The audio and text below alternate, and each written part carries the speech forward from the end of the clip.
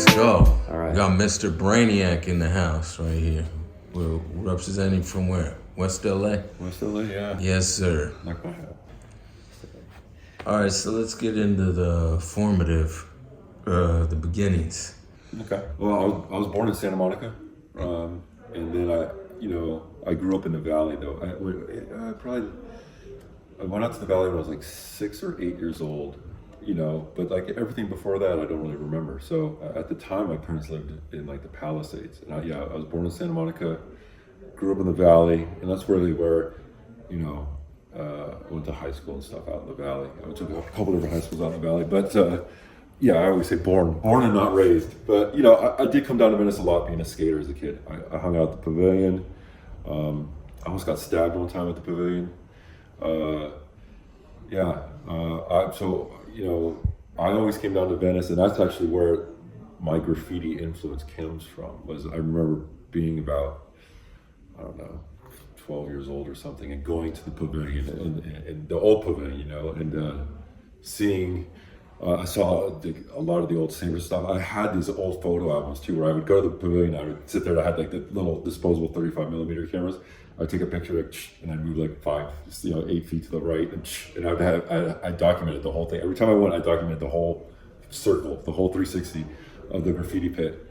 Yeah, Saber had this crazy like super 3-dimensional silver, like small at the top, and like coming big at the bottom. It was like really like scaled out dimensionally. A lot of that old stuff I had pictures of, but when I got caught doing graffiti, like, I don't know, 14, 15 years old, for the first time, cops came to the house, and my dad at that time, he saw those photo albums that I had of the Venice Pavilion walls, and as like an influence to me, and he threw them out, and I would do anything for those pictures back because there's so much great graffiti history I had in those albums. So were you intrigued by it when you first were witnessing it at the Venice Pavilions? Because that's a historic site, and most people, they don't know I would say, not legendary, but the magnitude of how that place was, how magical it was. It was, yeah, it captured me. I was like, seeing that, I saw that what people were doing,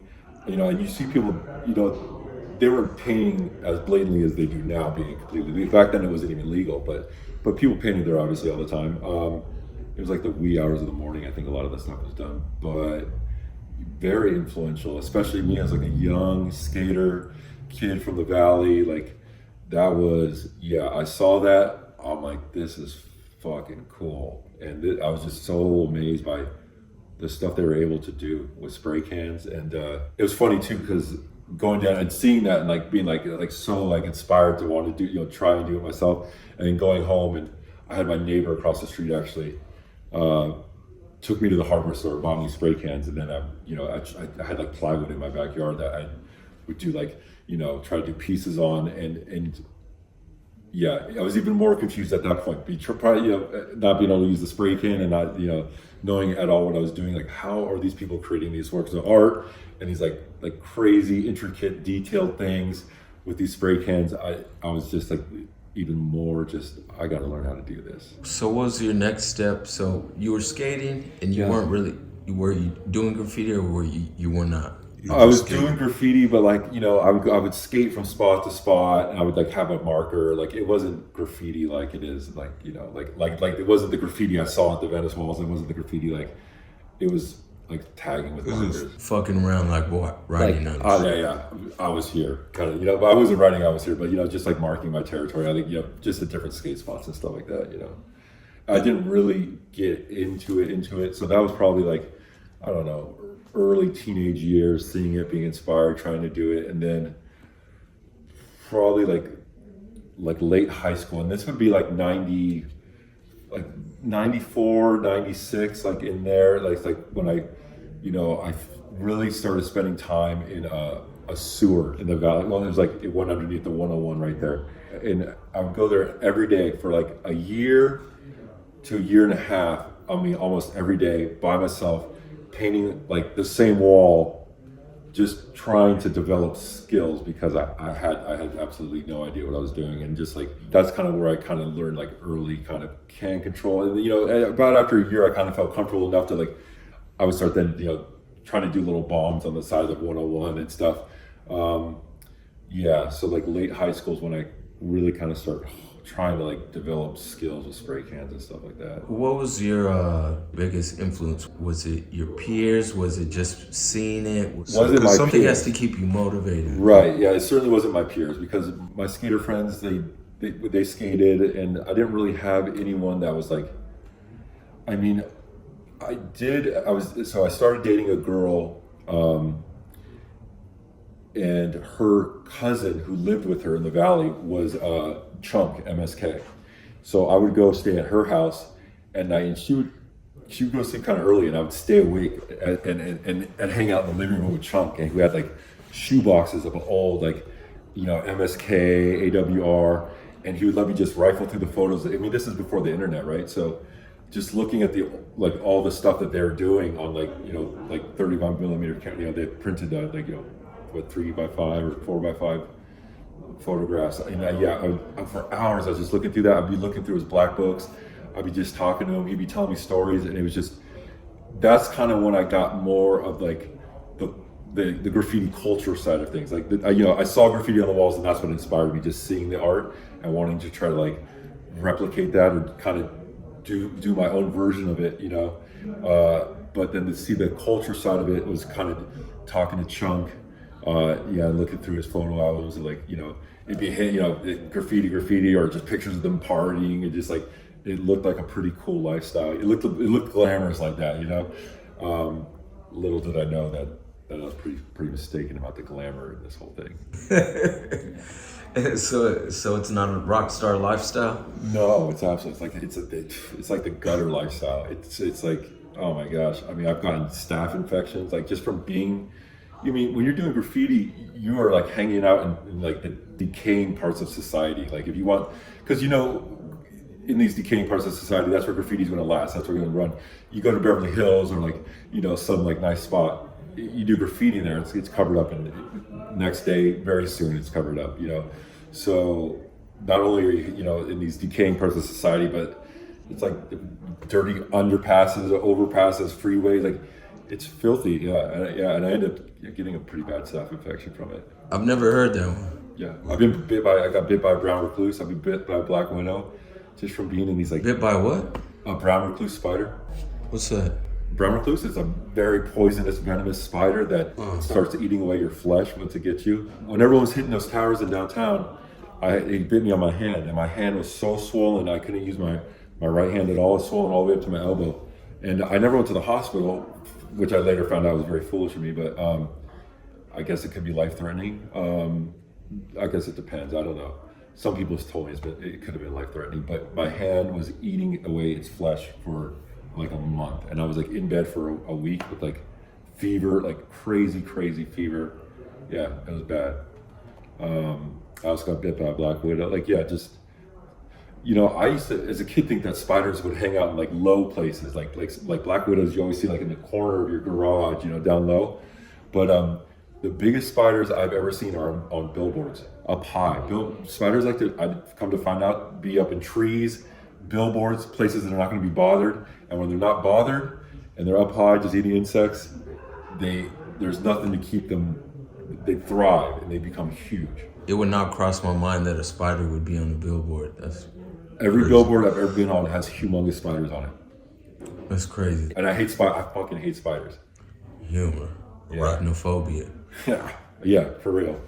So then you're into skating, you're into riding on shit. Was anyone ever like, hey, that's not, society doesn't deem that in our regards? Did you ever have someone look at you and scold you about it, or like? Oh, sure. Oh man, I spent a lot of my high school years, I spent a summer grounded, the whole summer, because I got caught doing graffiti, not far from my home, from my parents' house. I got probably, while I was in high school, I got arrested 4 or 5 times for doing graffiti. Thankfully, at the time, it was all before I was 18, so my record got cleaned up. So when I got caught most recently, that I had no priors, but that's the way they saw it, and I was able to do a diversion program. But yeah, I had a what's it called? A probation officer that we would talk at lengths about the vandalism and effects it has on society. Yeah. But, you know, you're a rebellious kid. You don't care what they say. So what do you think, because these are pretty like underground niches in society, you know what I mean, they're like cult-like. What do you think keeps people going into them even though these activities they're doing are despised by the majority of society? It's very interesting that people could be deemed this fucking parasite in society but still keep going forth with it with such a headstrong vigor, you know what I mean? I feel like a lot of people are like that. Like almost like the more you try to like, you know, tell them not to do something, the more it almost drives them to do it. But like, you know, oftentimes people like the people who do graffiti are people who feel like they've been casted out from society. So it's almost like okay, you're gonna discard me. Like, no, I'm gonna show you, and it almost compels them or drives them even more to rebel against the society that's outcasted them. So it's almost like. You know, you've picked on the wrong person and I'm going to show you, you know, it's like, I think everyone's got that fight in them, you know, and nobody likes being rejected by anyone or anything. And then the more that you kind of cast them away, the more that they're going to just keep on coming back and making their mark and saying like, no, I'm here. I will leave my mark, and you can't just get rid of me that easily.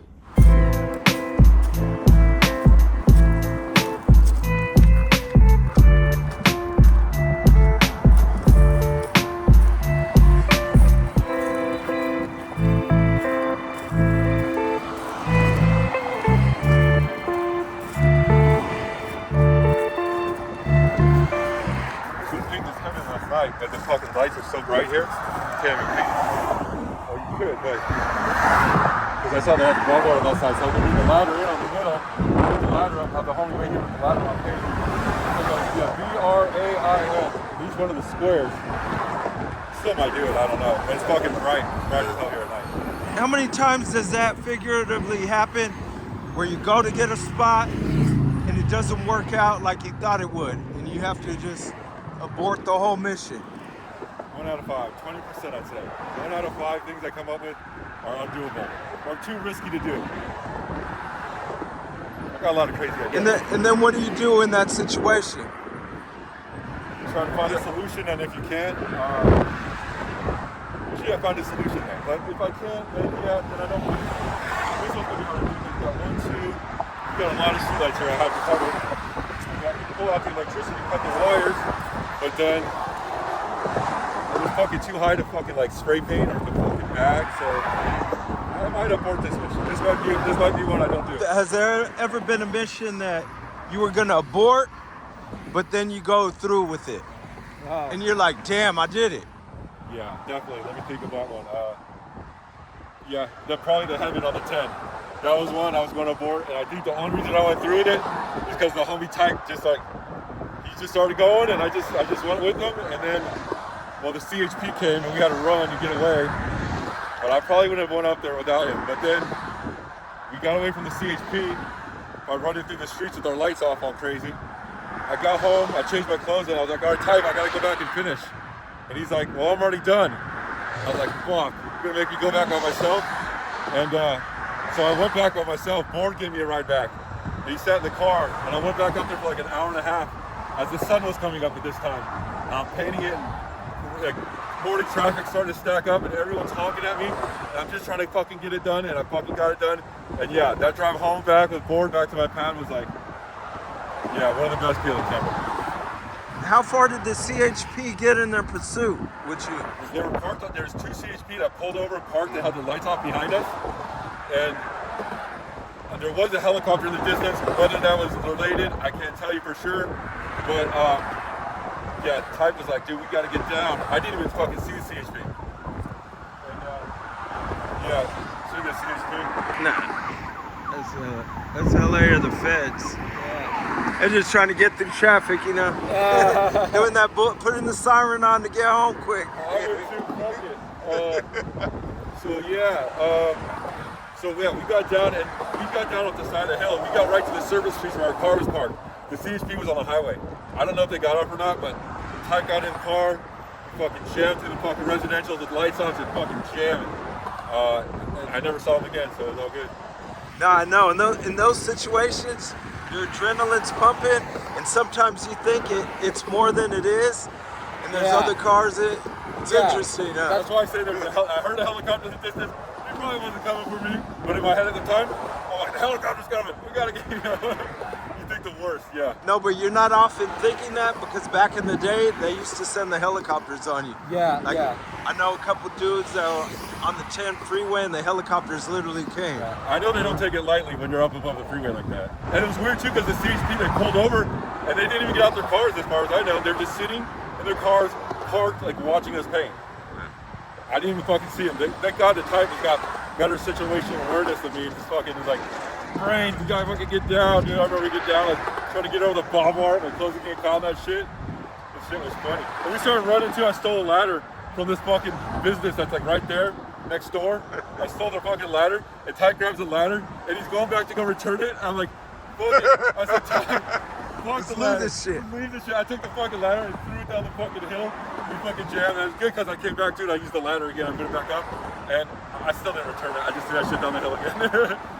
That's dope. Why graffiti? What do you love about it? No, I think that's what I ask myself very often, and I haven't come up with a reason that's good enough to explain all the money I spend, all the fucking times I've spent in court, fucking bullshit. But like, I'll tell you the things I love about it.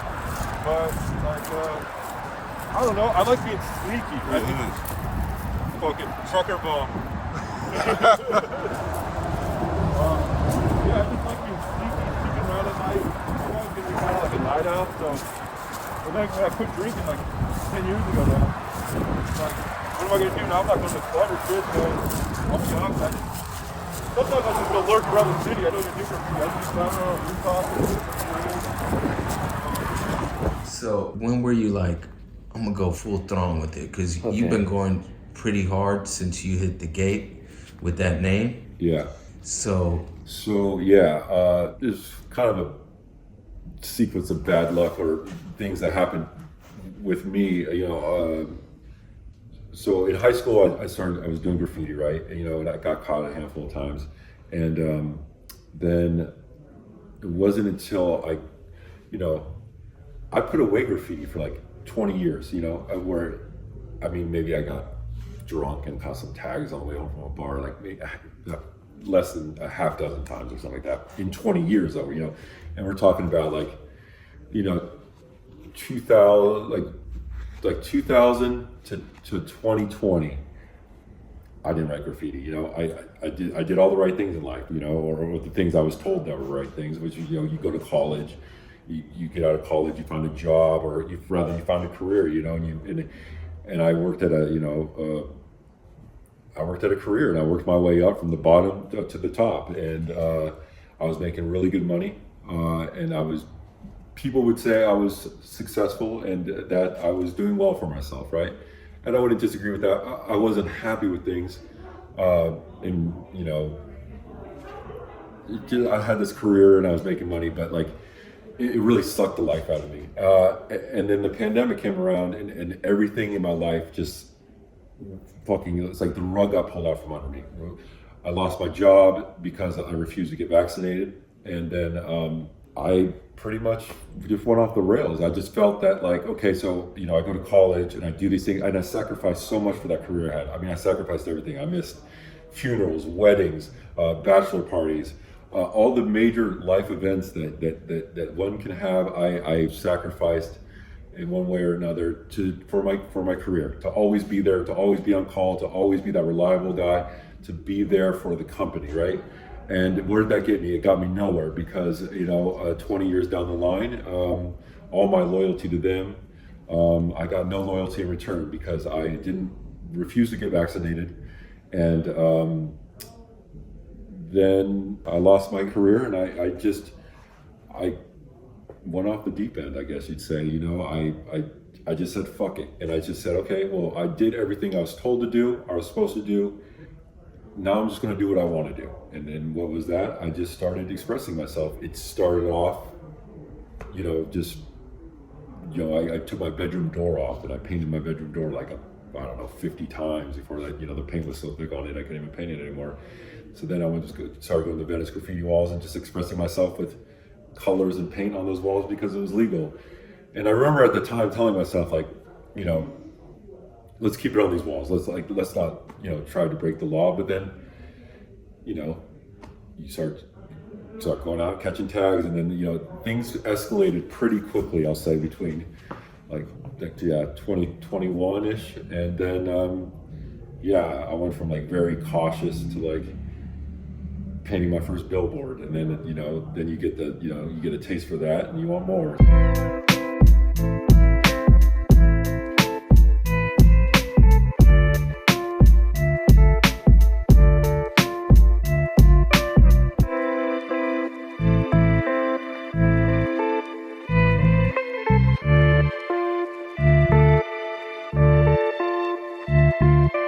So what would you say to someone that was like, you had this good job, right? Mm-hmm. You're making good money. Mm-hmm. You're in this, I would guess, corporate world, right? Yeah.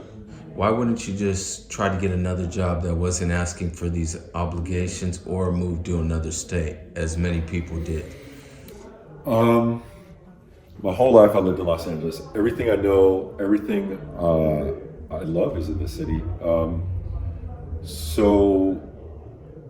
Why would I just pick up and start somewhere else and look for a job?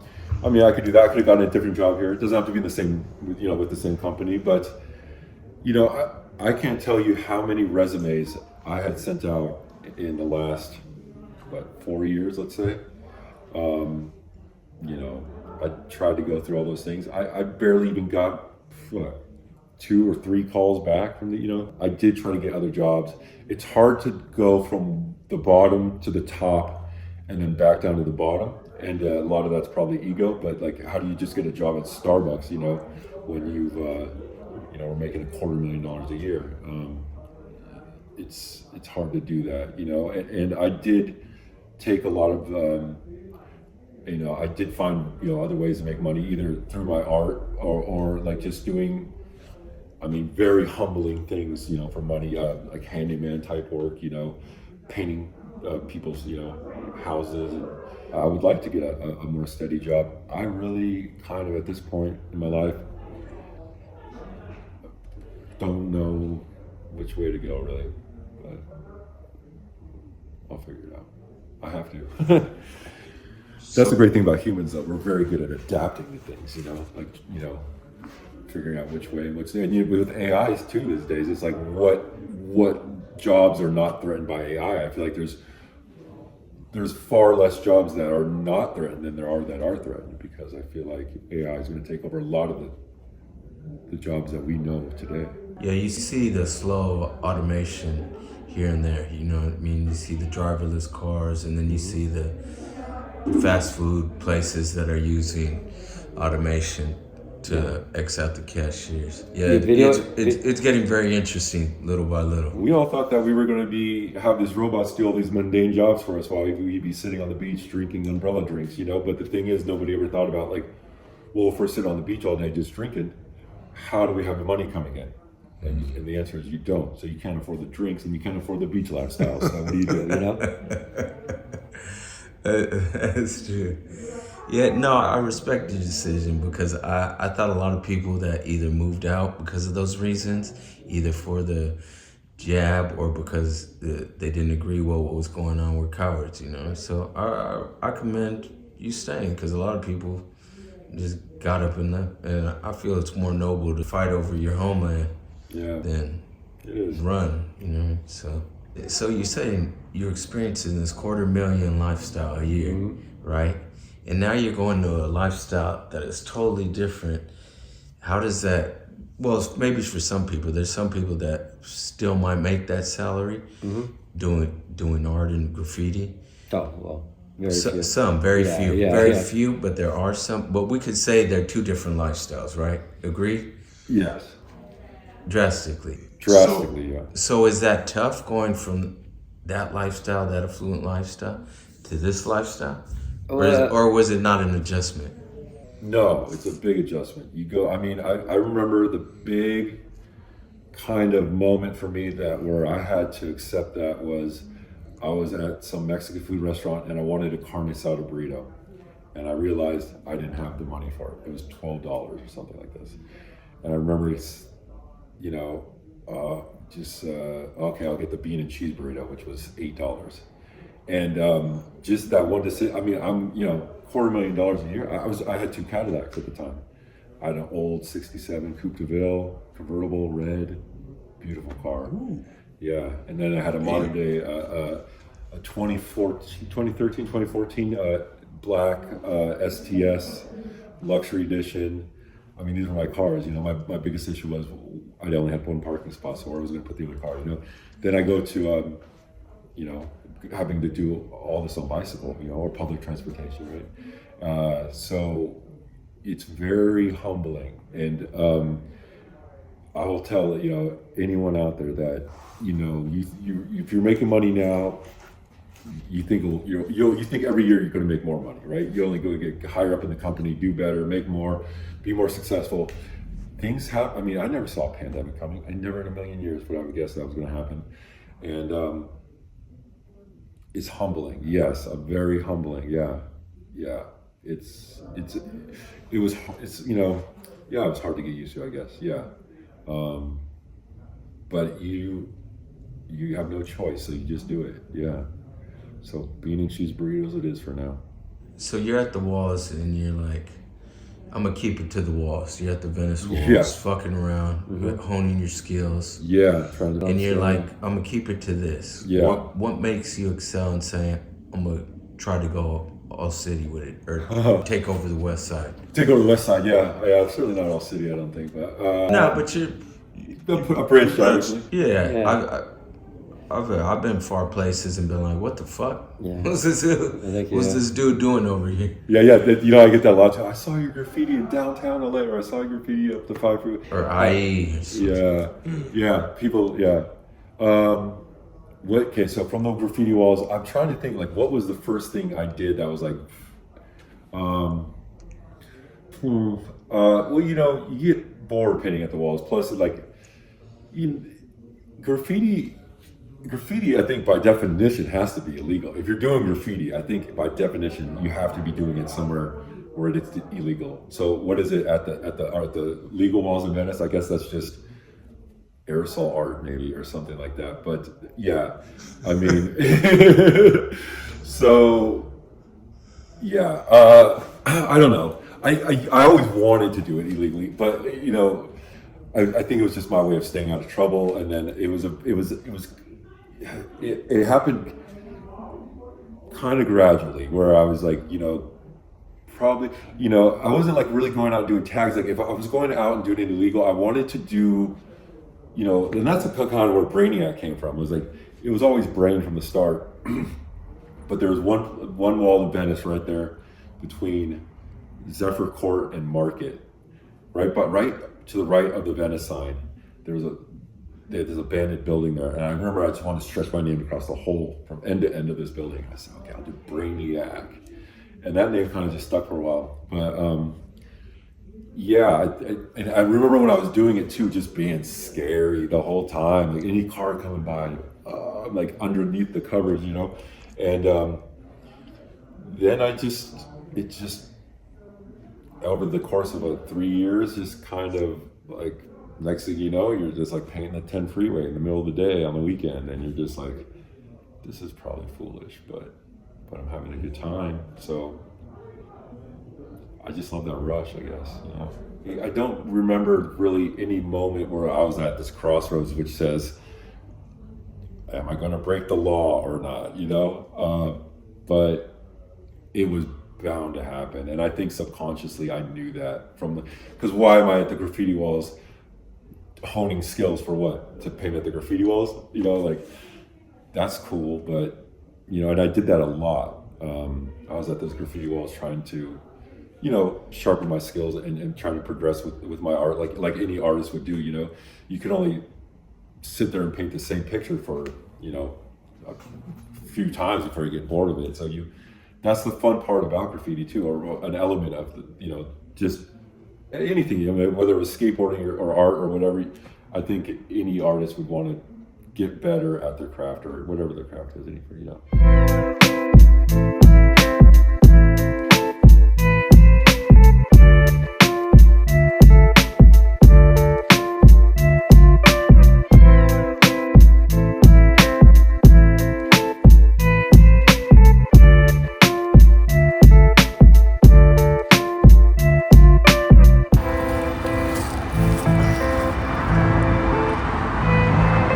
Yes, sir. How long did this spot take? Fuck, dude, I do it pretty fast now. Dude, when I first started doing graffiti, I would take fucking so long to hit the spots. So long, people didn't want to write with me and shit. Like, but this, I did this quick. This did like a half hour at the tops. Half hour? Yeah. Here come your buddies go.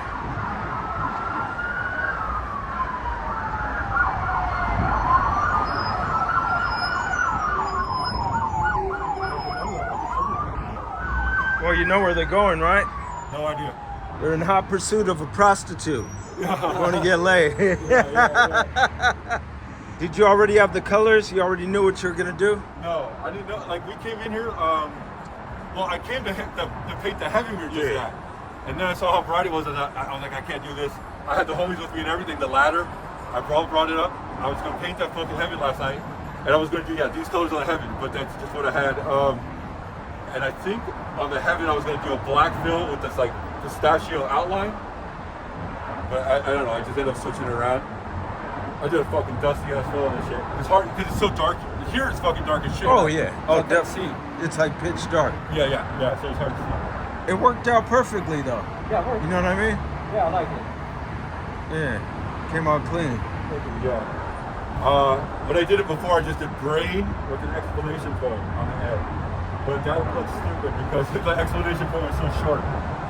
So who was your biggest influence? Like what writer did you look up to? Pretty much the same writers. Like growing up in the Valley, a lot of the MSK guys, you know, Saber, huge influence, Revoke, Sever, who else? GK. All Oh, Yeah, those. GK was a monster. He was a monster, yeah, he was a monster. You know what's funny about GK is he had this spot on the motor yard on the fucking corrugated metal that's up on top of Yeah, the the grill. Yeah, and the fucking rain came and it washed off the fucking latex paint that they buffed it with.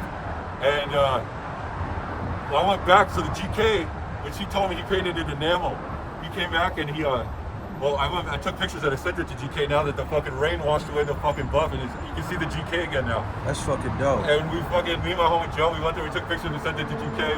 But GK said like, oh yeah, enamel's better than latex or some shit like that because he used enamel paint for that shit. That shit's funny. You can see it again. I think that shit's dated 95. So a lot of people that have seen your stuff around the city are like, this dude's putting in work, obviously, right? So what amount of days would you say you dedicate a week? I mean, I try to paint 7 nights a week. I mean, I've always kind of been obsessive compulsive with whatever it is, you know. When I was young, I would skateboard every day. And, you know, it's something you kind of have to stay on top of skateboarding before you lose your skills. But, yeah, I just look at it as you have like 3 to 6 hours a night, I mean, to paint graffiti in like high profile spots, right?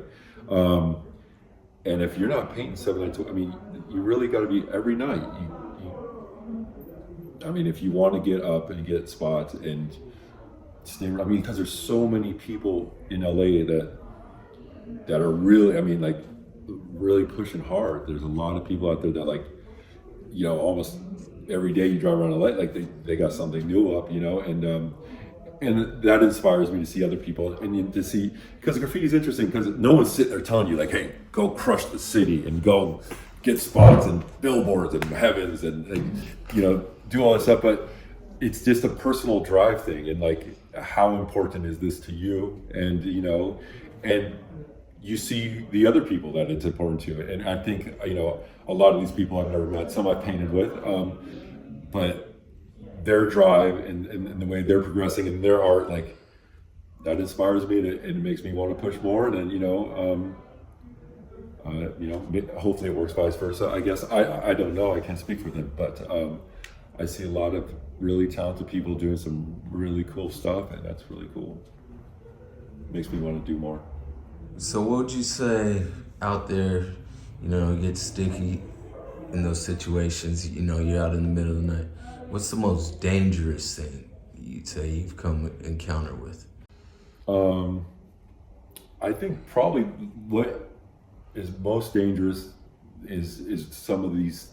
Not what's most dangerous, but what's the most dangerous thing you've encountered or experienced? I would just say just like some of the stuff I climb up on is probably what is the most life-threatening to me. Climbing up above the freeway is, pretty life-threatening because again, like you're one hand holding on, standing on these 2-inch little steel beams and that thing just shaking constantly and you don't know what it's going to shake.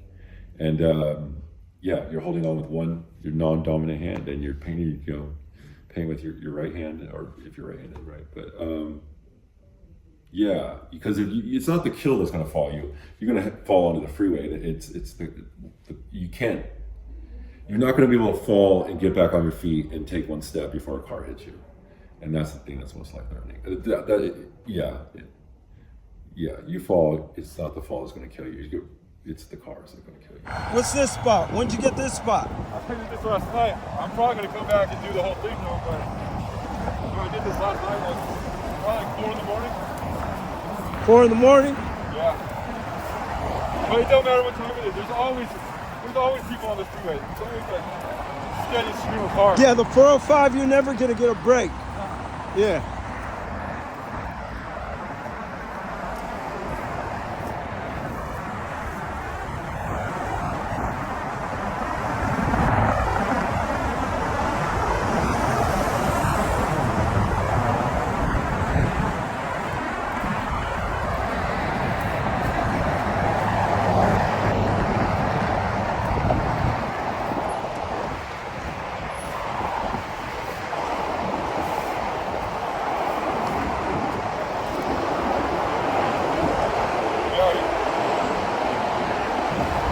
How long did this spot take? I did this quick. I did this in like fucking, I don't know, 20 minutes probably.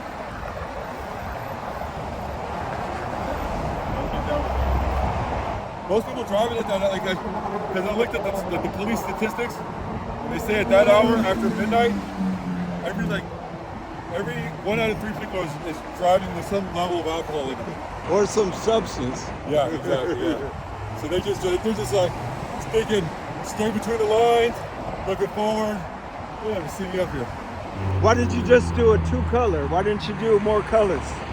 I was pretty much out of paint. Yeah. You're out of paint? Yeah, I took it's the only colors I had enough of. Like, I was going to do something bigger, but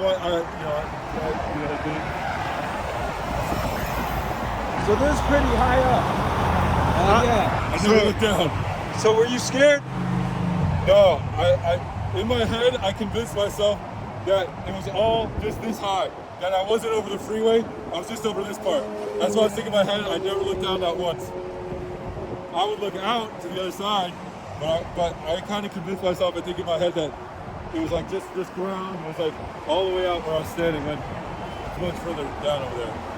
You gotta be careful too when you're doing this shit. Like, people don't think this shit sways.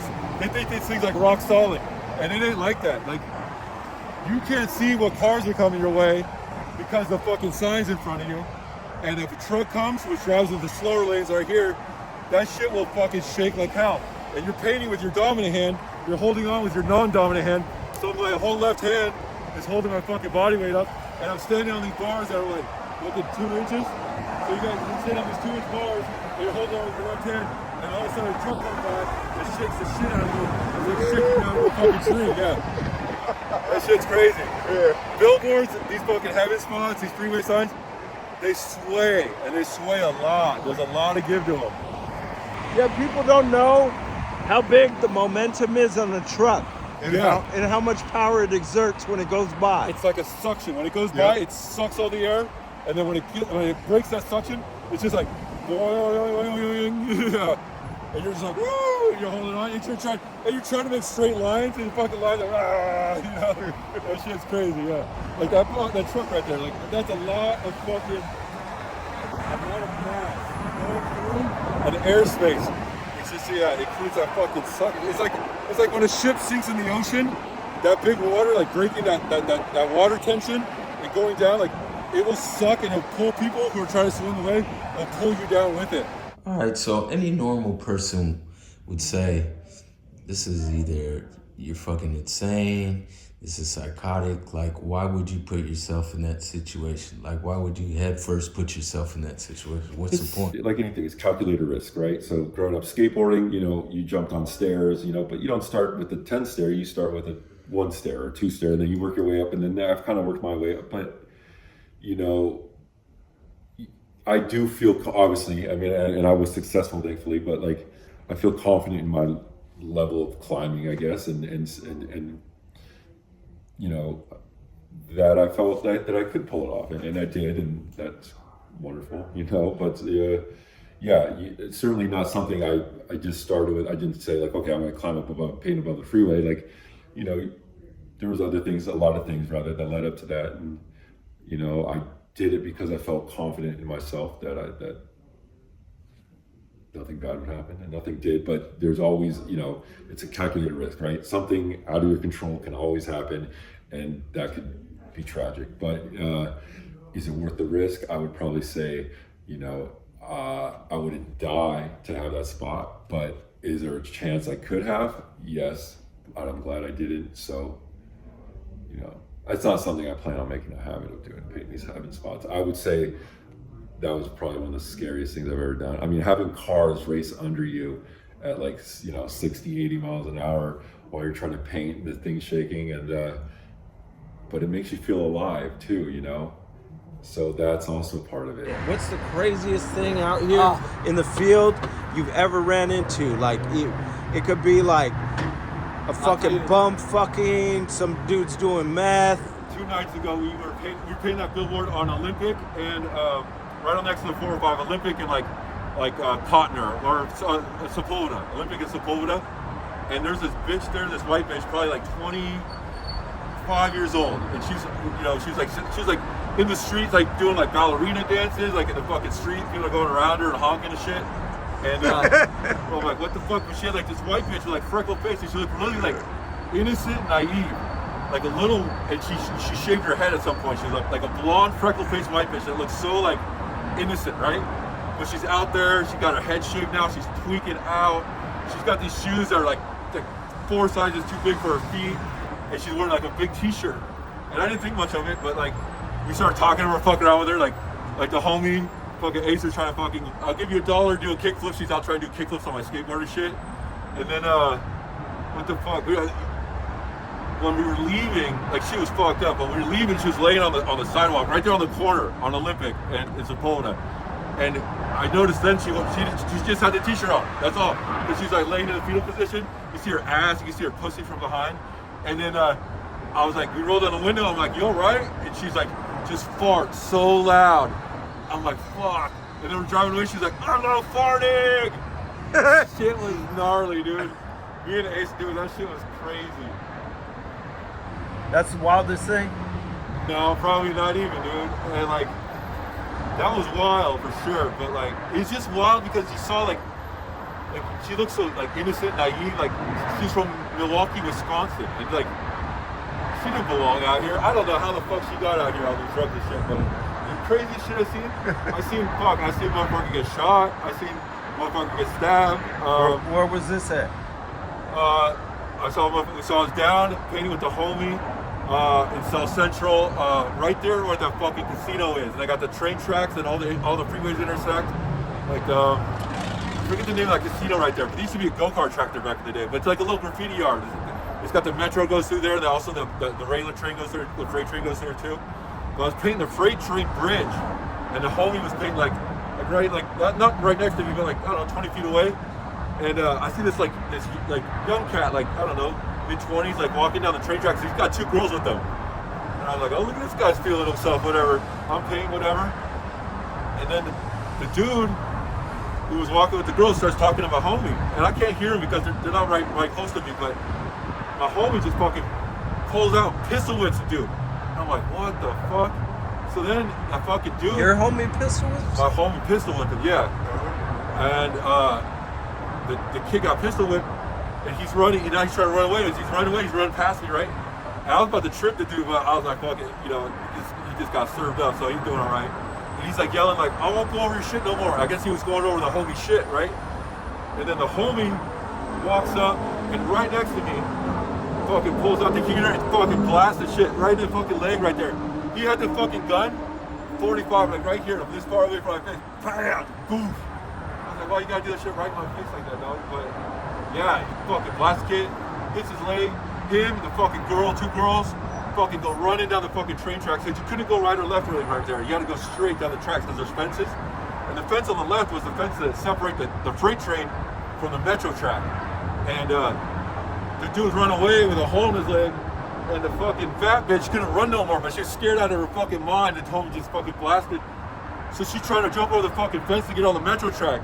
And I'm just thinking like, bitch, that's a live track. That's hot. You're gonna get hit by a train. She was too fast, she couldn't get over, luckily, so she ended up just walking. She was so fast, she couldn't run no more. But yeah, that shit was crazy. When you're out in LA, I don't care what you're doing, out in LA, late at night, middle of the night, 2, 3, 4 a.m., only wild shit's going down, man. It's wild. That's real shit. Yeah. That's definitely real shit. Yeah, you'd be surprised at what you observe and what you come in contact with.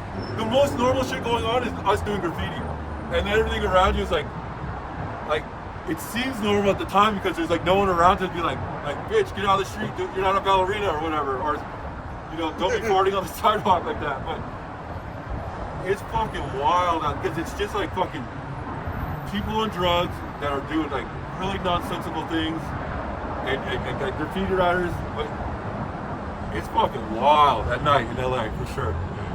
You said homegirl that was doing the ballerina shit, right? Yeah. So she's doing it. You said she does not belong here in LA. She belongs like in Wisconsin. She's from Milwaukee, yeah. So why do you say that? What makes someone? Why is someone should not be attributed to LA? Like what makes that statement like? That's a good question. You know? Yeah, I see what you're saying. Yeah, you know, LA's for everyone. I'm not trying to do this. But she just seemed like, you knew she didn't grow up here. She was like way too, what girl could be hanging out with her pussy, hanging out on the fucking corner that's not selling the pussy? She's just fucking wilding, you know? Like, she's just way too naive. I just like, I think a different kind of guy would have, rather than checking to see if she's all right, would have been like, put her in the car, you know, do some fucking sexual shit with her or something. I don't know, man. But that shit was nasty. I saw that pussy. You don't want that shit, dog. That shit was fucking hairy and fuck. Yeah. You don't like a little hair on your trim? You want a little hair? I don't mind. Don't get me wrong. I don't give a shit. I like everything, but that chick was fucking. She was foaming at the mouth, dog. She was fucking. I like a little carpet myself. No, yeah, no, I was A little fun. I hooked up with a bitch from Colorado one time from Boulder, and that bitch was hairy. That shit.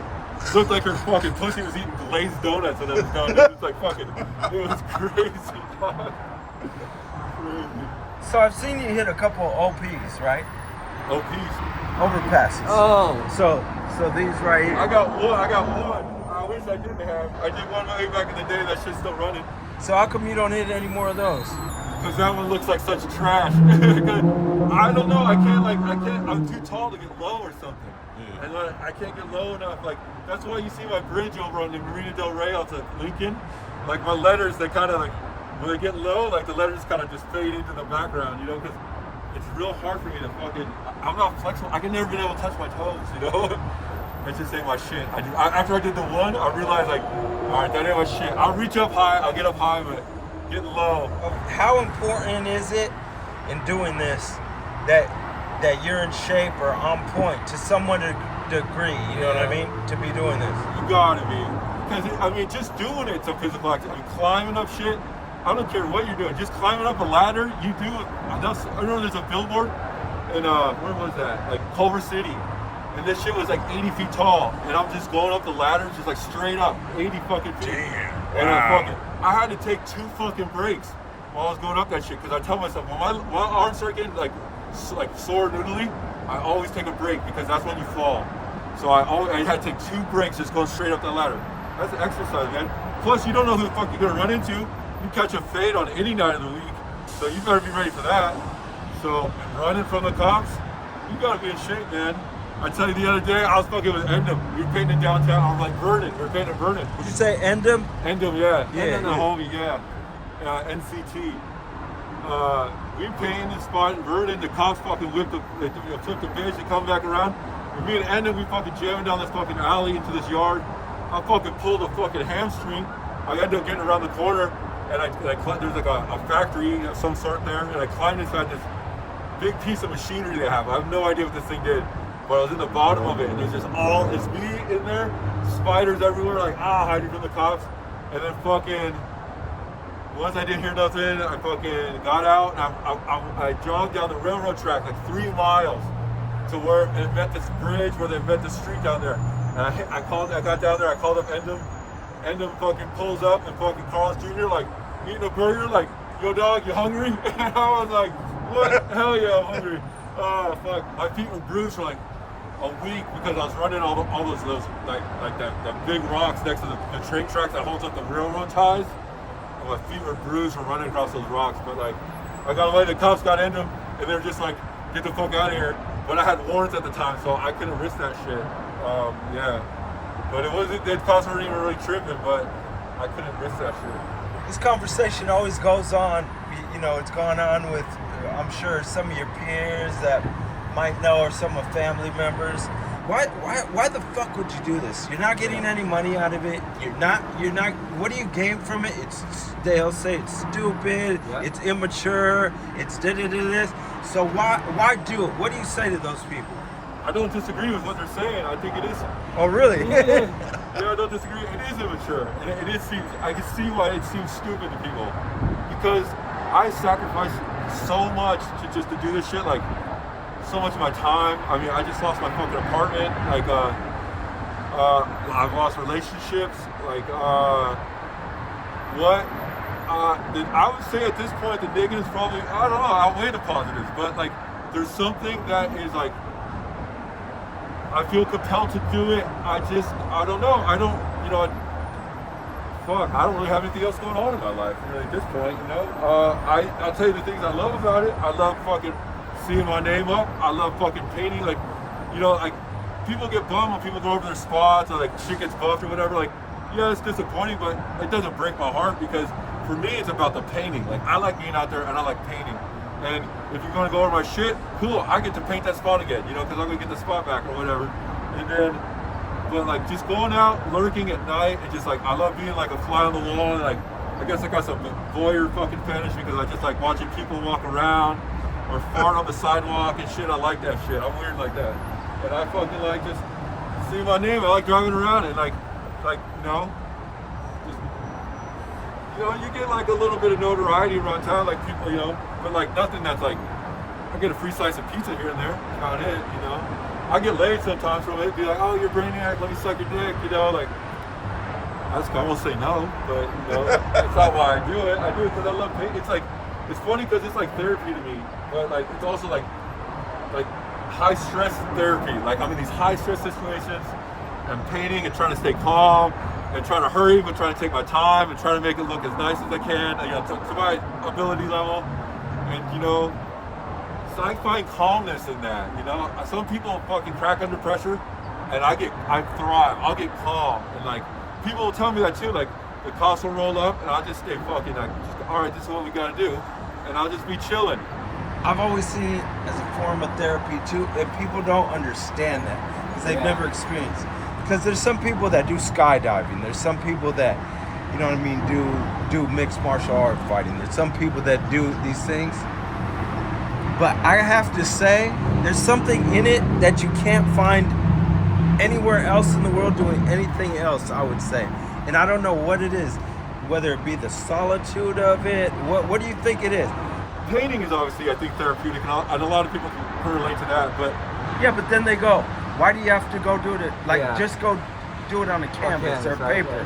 It ain't the same. It's totally not the same. Like, I remember like one time I was painting this lady's. She has this wall on Pacific in Venice, and she gives permission. We're painting her wall, which is now that Sponso Forever wall.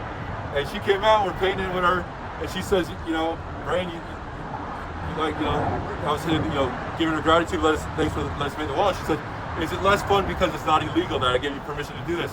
I said, yeah, you know, it's less fun. I like doing it, you know, more when it's illegal. She says, all right, I'll go inside and call the cops then. And I said, hey, I said, don't do that. And, but yeah, something about like, there's sometimes like, I feel it, like I don't get my fix. Like sometimes you were talking earlier about like, you go out to do the mission and like something deters you, you can't do it, whatever. And you know, you walk away that night, maybe you come back and do it another night, but on that night, like I didn't get my fix. And I'm like, and I'll find myself, end of the night, the sun's about to come up, I'll be like, I'm gonna have to run out, just hit a divider, like center divider shit. Like I just like need to get this like adrenaline rush, and I think that's part of it. Like there's some kind of adrenaline fix with it, where you like need to get that fucking rush. And I'll find myself, if I'm coming up dry for the night, I'll just be on some like, I'm just gonna climb up this billboard right here on Main Street and just paint this right here with the sun coming up or whatever. And sometimes I think better of it, sometimes I don't, but I can tell it's like I'm jonesing to get that adrenaline rush. Yeah, because most writers, that's what'll get them in trouble. So being greedy or looking for that next fix, right? Yeah. What you just said. So in those instances, wouldn't you say it's good to have discipline sometimes so you don't find yourself behind bars or? 100%.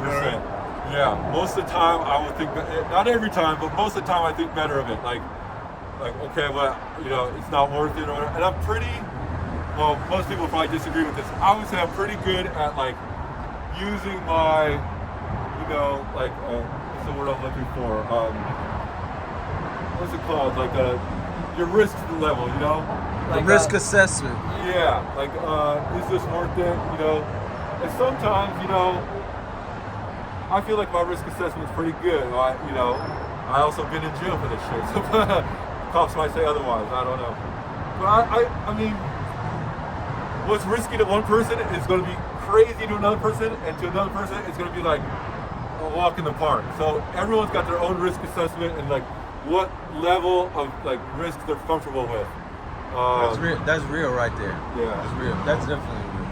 So why aren't you alive without that feeling? What do you think in society makes someone feel unalive? Because I understand what you're saying, but to say someone that's just totally new to this or watching this and trying to figure it out, maybe they can't understand it. And yeah, they can't. How could we convey it to them? Well, I'll tell you when I felt the most unalive is when I was fucking working that corporate job. I mean, talk about feeling dead inside. I'm just, going to work, coming home, just to get rest, just to go to work again the next day. That's not any way to live. I'm telling you, I felt fucking dead. Yeah.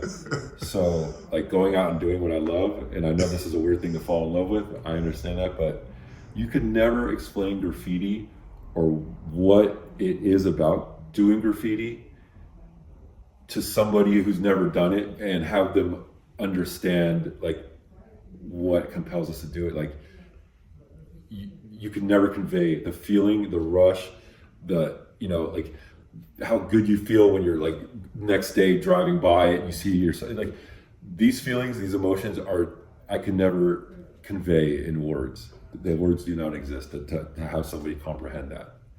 So, to try to describe graffiti or why we do it to someone who's never done it, it's almost a waste of time. You just have to take them to do it, which they probably never would because they don't see our side of it and they never will until they try it. So you're at a stalemate. But if people don't understand what we love and why we risk so much for doing graffiti, try it. And I think they might have a different view on it.